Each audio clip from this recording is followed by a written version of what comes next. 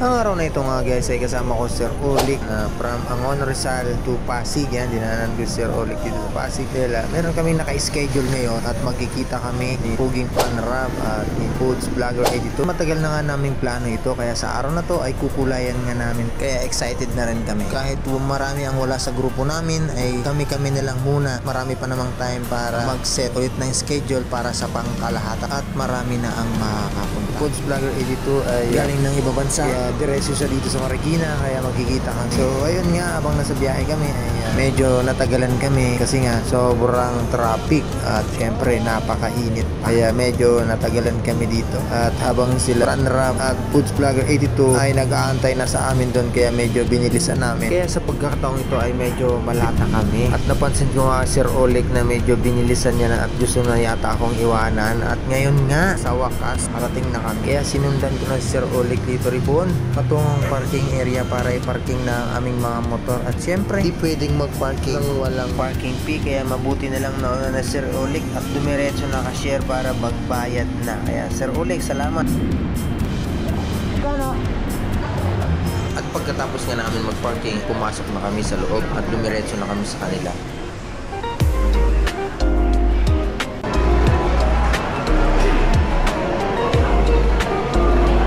Sabi mo, nagan. Sa loob siya. Hanapin natin.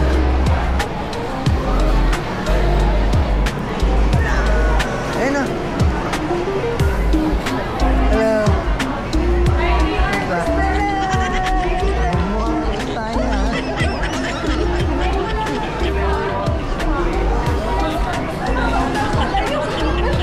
May kasama ka?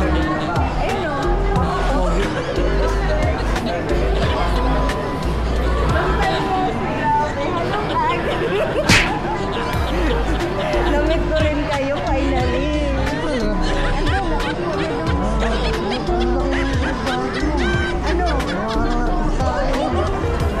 Ano? Gusto mo talaga?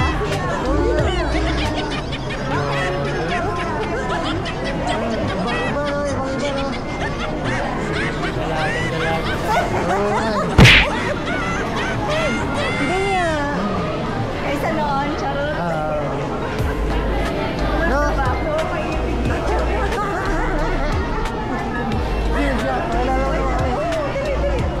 Nagpatiban yan, Gutierrez. Hello. Ayan yung... Tagalumbang.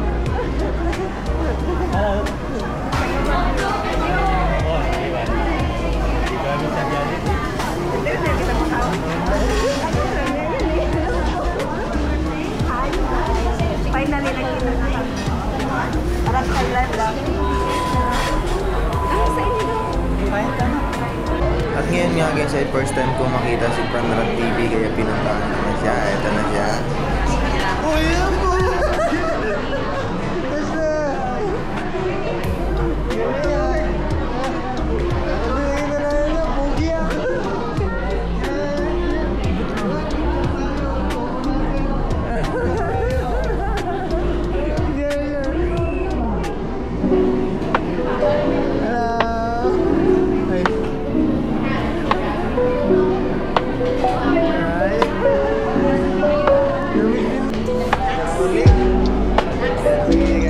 Panrab TV, first time mo na makita si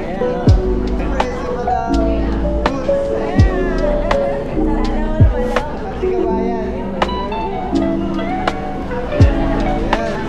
So ano pang ginagawa natin?